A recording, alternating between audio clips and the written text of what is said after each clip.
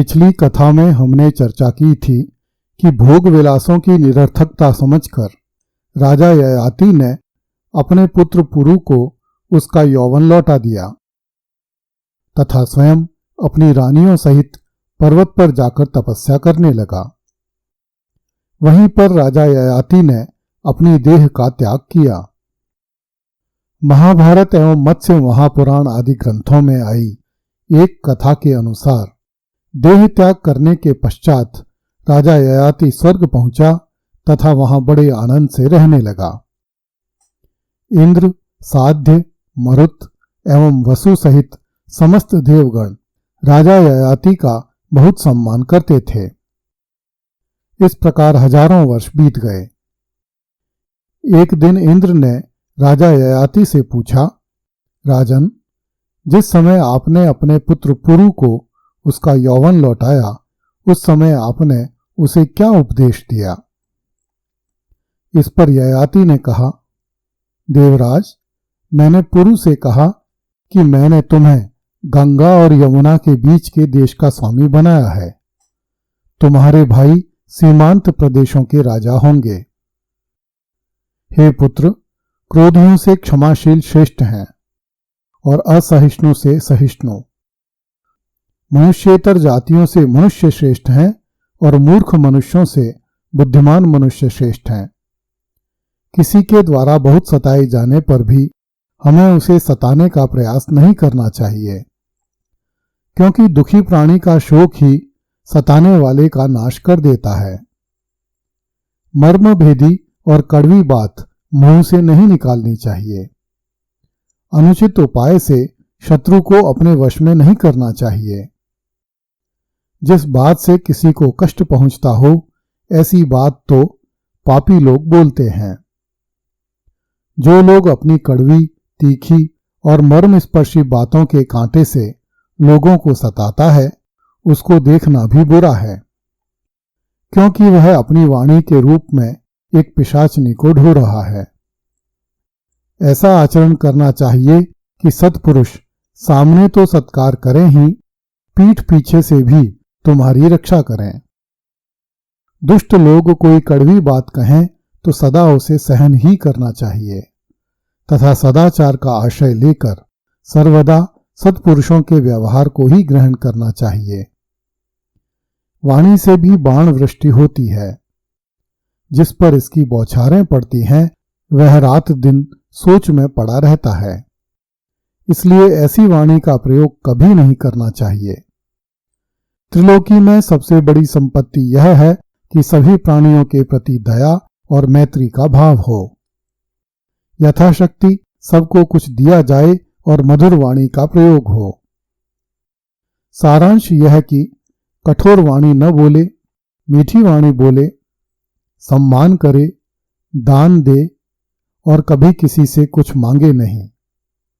यही सर्वश्रेष्ठ व्यवहार का मार्ग है। ययाति की बात सुनकर नहुष ने पूछा, नहुष नंदन, आपने गृहस्थाश्रम धर्म का पूरा पूरा पालन करके वानप्रस्थाश्रम स्वीकार किया था।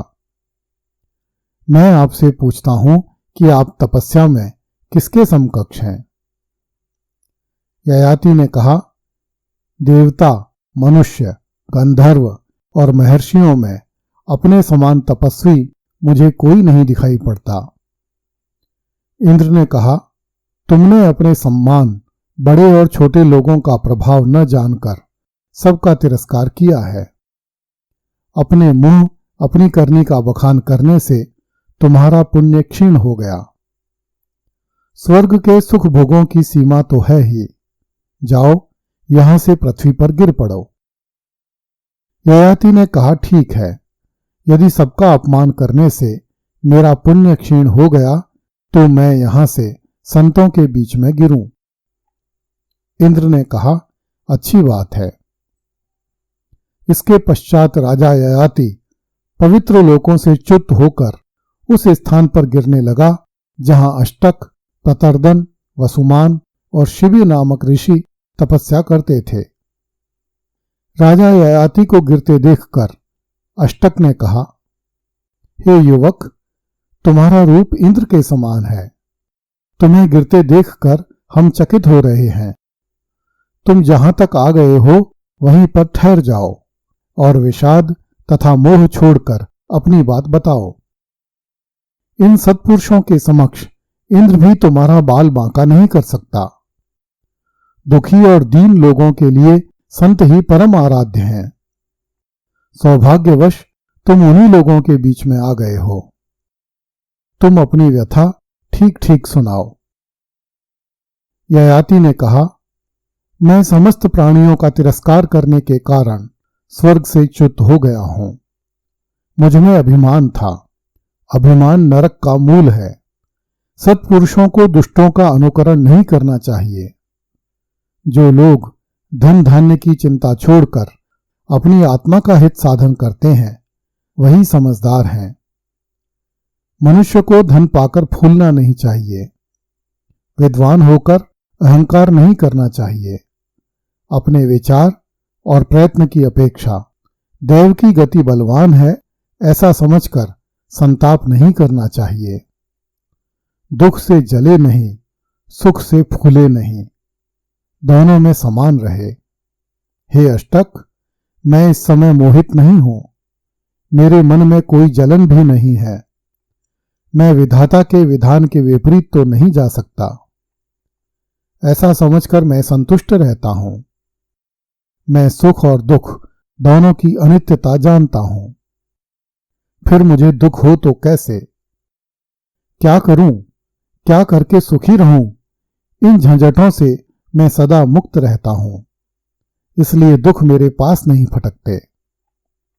अष्टक ने पूछा, आप तो अनेक लोकों में रह चुके हैं और आत्मज्ञानी नारद आदि के समान भाषण कर रहे हैं, तो बताइए आप प्रधानतः किन किन लोकों में रह चुके हैं? ययाति ने कहा, मैं पहले पृथ्वी पर सार्वभौम राजा था। मैं 1 सहस्र वर्ष तक महत लोकों में रहा। तदनंतर 100 योजन लंबी चौड़ी सहस्र द्वार युक्त इंद्रपुरी में 1 सहस्र वर्ष तक रहा। उसके बाद प्रजापति के लोक में जाकर वहां भी 1000 साल तक रहा। मैंने नंदनवन में स्वर्गीय भोगों को भोगते हुए लाखों वर्षों तक निवास किया। वहां मैं सुखों में आसक्त हो गया और पुण्य क्षीण हो जाने पर पृथ्वी पर आ रहा हूं।